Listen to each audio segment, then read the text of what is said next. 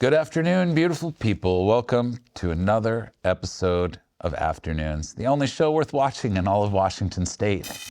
I'm your host, the one and only Ash Black, ready to hit you with some hope, humor, and happiness on another glorious day right here in Washington State. That's right. We are beaming to you from Bremerton-Kitsap Public Access in Bremerton, Washington, and we're just thrilled that you joined us today and giving your boss the finger and showing the world that you aren't afraid to use it. So while you are using it, why don't you hit that like, love, follow, or subscribe button right there on your mouse and let us know you support our mission. Today we have a very special treat for you folks as we sit down with the amazing and talented Patrick Wright. Patrick is without a doubt an incredible stage performer, entrepreneur, and advocate who has quickly made a name for themselves in our community, whether it be dazzling audiences in their stage performances as a cast member in the award-winning play The Addams Family Musical, or hosting any of the numerous Cabaret for a Cause events that happen at TikTok's workshop right here in Bremerton. Patrick's presence and passion for both the arts and social impact shines through in everything they do. Ladies and gentlemen, let's welcome a very special guest, my friend, Patrick Wright.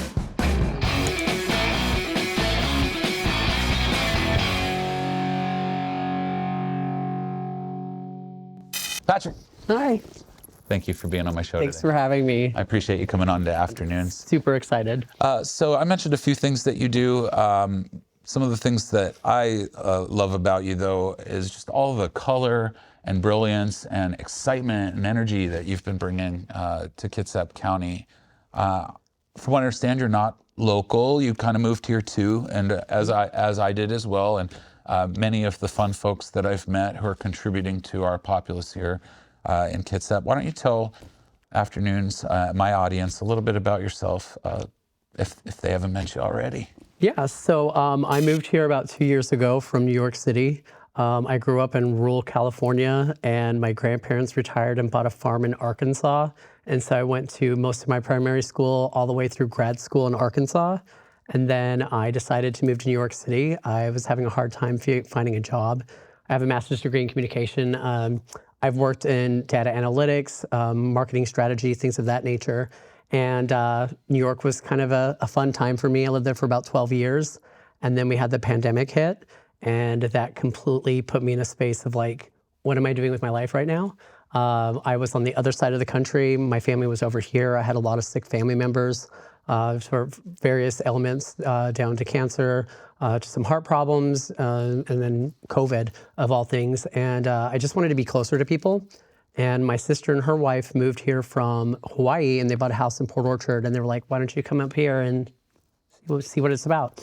And I did, and wasn't sure if this was going to be my forever home. And then just saw so much opportunity for bringing people together through the arts. And decided, let's create a space that doesn't exist and lift up the spaces that do and see what happens. What's the best thing that could possibly happen?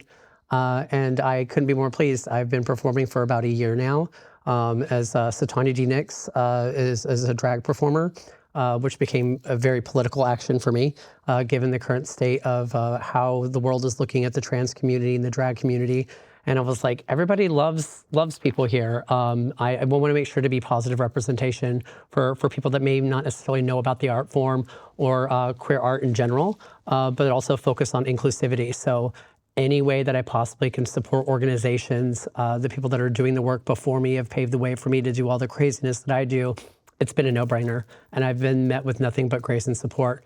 Aside from a few haters online who like to go onto my Facebook and put nice little threatening things. Had to hire a few people for security at a couple of Pride events this year.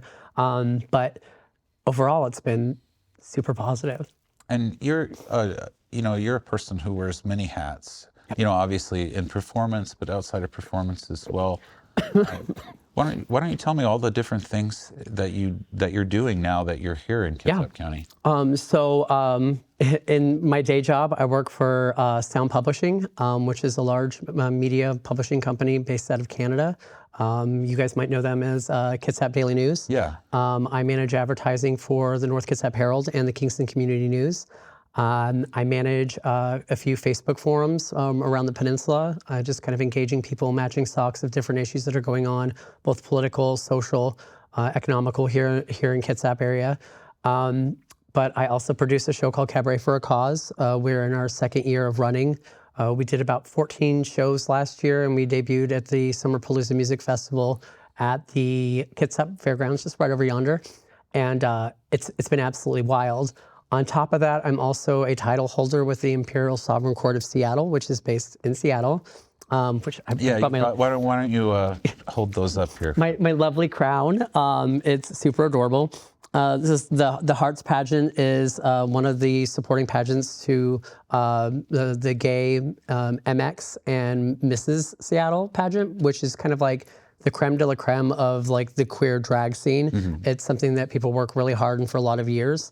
And in my gay audacity, I decided that I wanted to keep the crown in Kitsap and decided on a whim to go out for it. And I'm the current, we're not supposed to say current reigning. I am the the reigning Supreme of Hearts with the Imperial Sovereign Court of Seattle for the remainder of the year.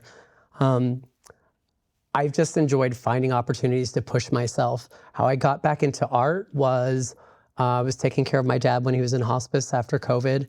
And we didn't have the greatest relationship. He was not very supportive.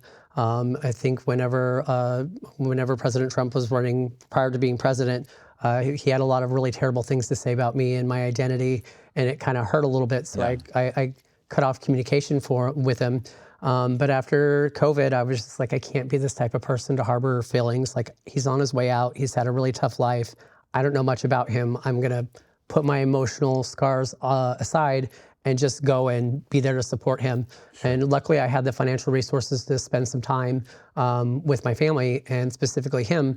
But when he was in the hospice, he was sitting in that rinky-dinky bed with this tiny window in the living room of my stepmom's house. And he just told me how sad he was that he always pushed me to work in business because he felt like it made me not so happy. And he's like, after I'm gone, I would love for you to do something with art. And it's something, despite our tumultuous, 38 years of existence, it's something that burns in the back of my mind every single time I'm doing something artistic, of just being like, I don't know where he is. I hope he's out there living his best life in the stardust or whatever. Excuse me. But it gives me that power of just being like, it's so nice to have that validation from someone that never really kind of understood you, but realized that this is something that truly makes me happy. And obviously with all the opportunities I've had here in Kitsap, I'm doing what I should be doing. And it's wonderful. It's true. I mean, it starts with a dream and a little validation, and look at all you've accomplished, Speaking of some of your accomplishments, you're currently, and I mentioned this in the lead up, you're currently in the Addams Family cast. That's been running since the 3rd.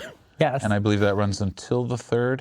Why don't you tell me a little bit about that? That's a Marshall Brickman play, and I believe Marshall Brickman was the one who wrote Jersey Boys, right? It's an award-winning film, Broadway play.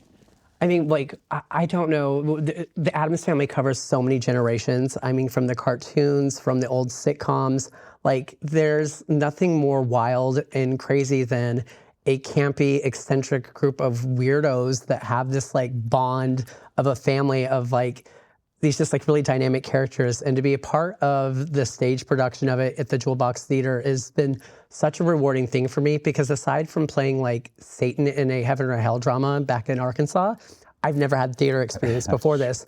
So when I got cast as one of the ancestors and Death, I was like, this is silly. I say all the time, and it sounds worse than it is, but I just keep saying it's stupid, and in the most positive way, because it's the stupid crunchy bits in life that make us feel really great about our existence, because there's so many things in our energy that combines with other folks. So when you get a cast of about 16 plus people in this tiny square box theater, it's such a dynamic experience. We are about halfway through the shows. We sold out before the show even opened, which is unheard of at the Jewel Box. And I think a part of it is the nostalgia of the Addams Family, but we have such a wide range of casts. I'm one of 2 drag performers that were cast in the production. The other one is Alexander Alistar, who's a really great friend of mine, and they're also a title holder with the Imperial Sovereign Court of Seattle. And we were just like, let's just go do this. Let's see what happens. And it's been a wonderful experience. We had an amazing write-up, which I'm sure you can find on my social of just how we were able to create such a Broadway-focused show into a small square box theater, and just the impressions we're having with the community. It's absolutely camp. I did read that article recently, and there's actually a couple fine articles about this production that are just giving it wonderful reviews. And, you know, I really encourage anybody out there watching this, you know, to take a second to take your family out and go see a live production, especially something so kooky and quirky, creepy, quirky and kooky, like, you know, like we deserve every once in a while. Speaking of performing, you do the Cabaret for a Cause, and we've spoken about Cabaret for a Cause a little bit in the past. But why don't you tell me a little bit about the drag elements of the performance? I know that, you know, as of late in modern culture, it's become a real form of activism for members of the LGBTQ plus group, but it's also got some roots that go back, you know, a couple thousand years prior to that. You know, it's definitely been a conversation with a lot of people in mainstream media. Can you speak to me a little bit about that form of expression and how it's given you empowerment and how you feel it empowers others? Absolutely. I've been around drag since I was probably around 18 years old. I remember right whenever I started college at the University of Arkansas in Fayetteville, there was this club called Wild On, and it was just like this crazy disco floor, like, think of like backwoods Arkansas, but like throwing down like Studio 54 and like a cow pasture. Okay. I mean, just completely ridiculous. And we had a lot of performers that were just absolutely stunning, primarily drag queens, but they were trans. And I didn't, coming from where I grew up in Arkansas, I didn't have the working knowledge of what exactly that meant. And I just remember one specific queen who is still working today, and they're internationally known. Their name is Fonda La Femme. I just remember being so mesmerized by them. And they kind of reminded me of Jessica Rabbit, which I'll piggyback to. I was obsessed with Who Framed Roger Rabbit, and I was obsessed with Jessica Rabbit. I think almost every person that possibly ever saw that show was just like, the charisma, the energy, just like the voluptuousness, the softness. Like, I was interested in them in a completely different reason than probably most people were, but I just loved their energy and the way that they commanded the stage. So with that type of mindset, drag has been a driving force for change in the queer community to bring different types of social issues that are going on specifically to the community, but then also talk about taboo subjects in a very artistic way that you could never get away with in the daytime. Yeah. You know, as we think about the way drag is being positioned in the United States these days of being this grooming kind of mentality, which blows my mind, it puts me in this space of taking a look at what I offer as a drag performer, and it is completely different from what I grew up around, which, despite the pageant and the female impersonation, I identify as a drag thing, which is a big middle finger to structure in general.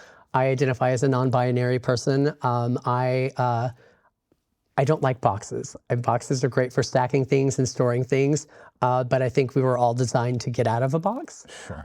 And so as a drag thing, I try to interpret all the things that I like about all the different energies I've ever experienced in my entire life, and then put them into one fully realized person, which is me, which is different all the time. And it does this really great thing for me to take a look at my energy and how I want to put the art out there. I'm a very cerebral performer. I sing and perform about gun violence, domestic abuse, drug abuse, alcoholism, things that, despite your gender, your sexuality, your religious preference, your economic status, your political affiliation, the human experience. Yeah. And I think that's why my art has done so well in this area, is because we are a melting pot of people, because we're humans.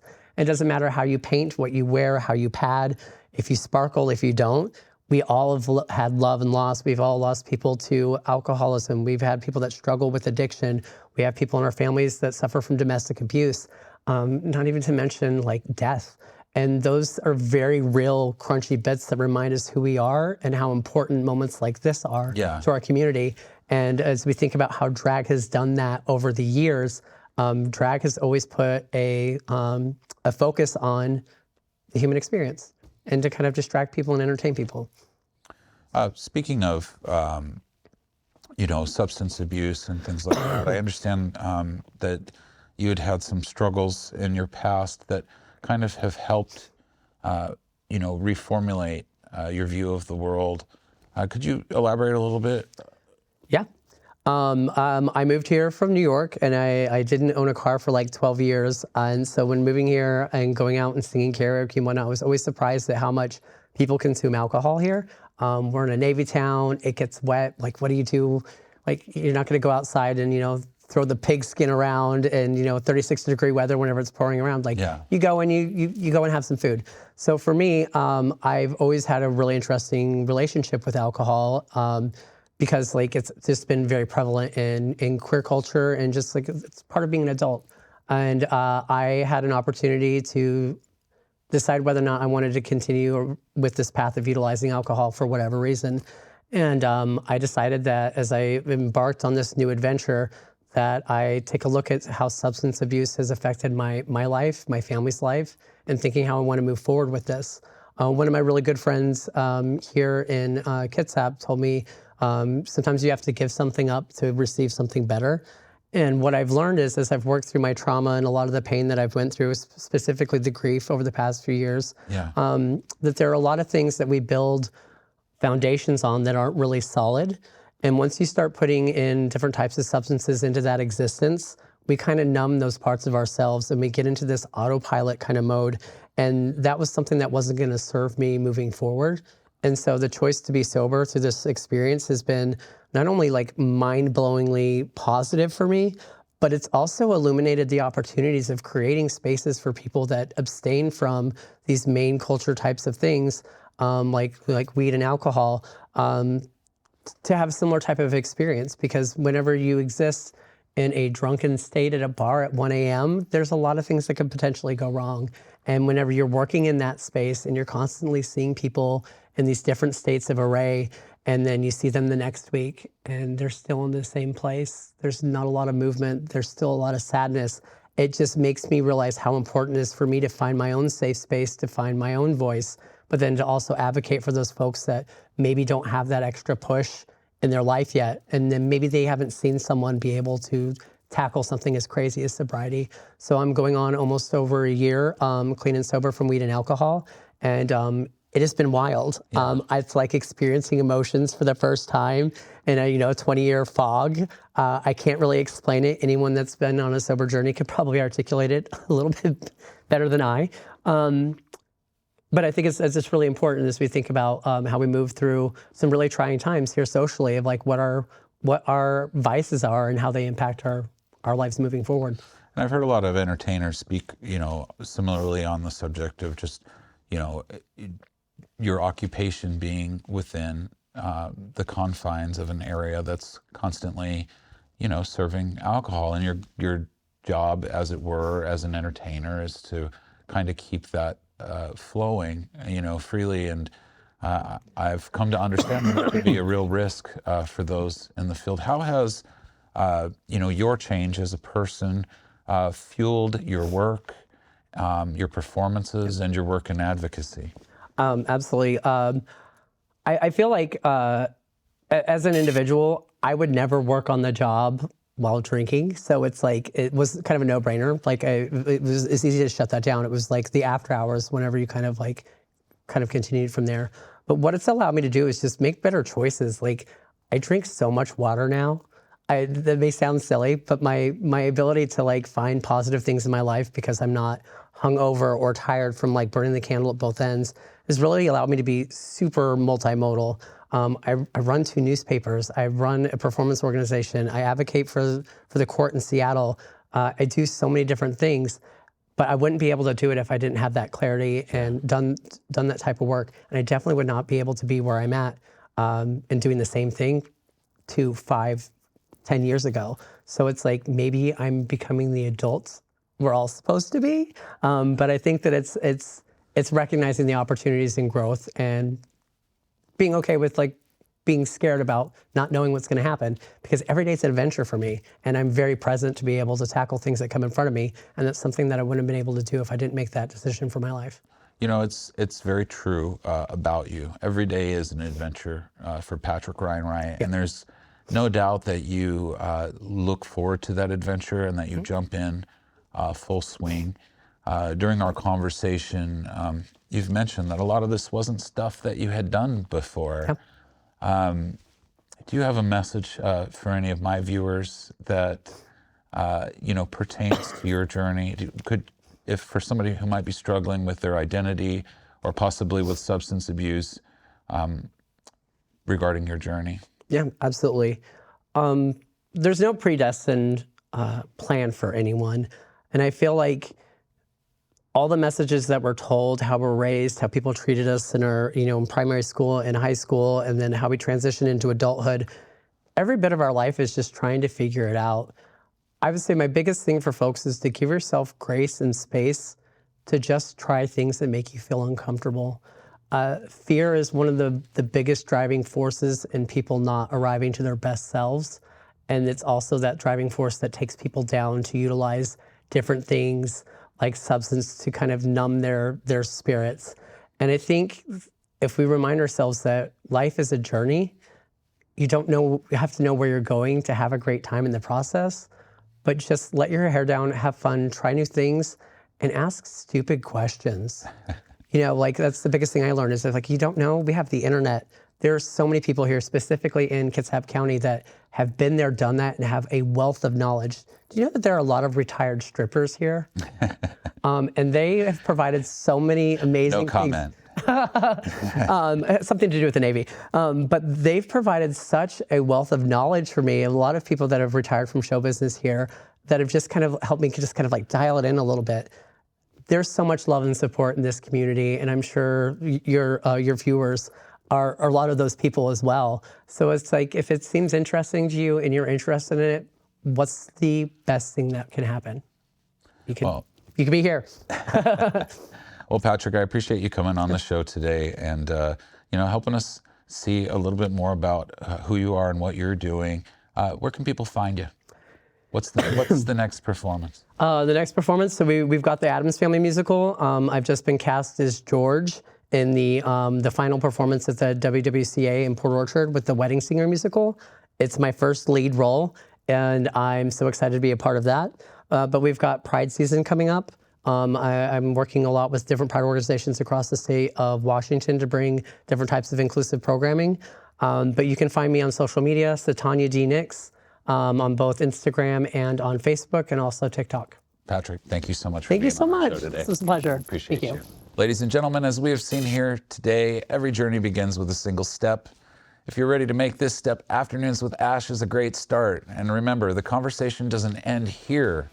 Keep the momentum going by liking, subscribing, or following us online, and by sharing your thoughts and messages on our Facebook page. Until next time, this is Afternoons. I'm Ash Black.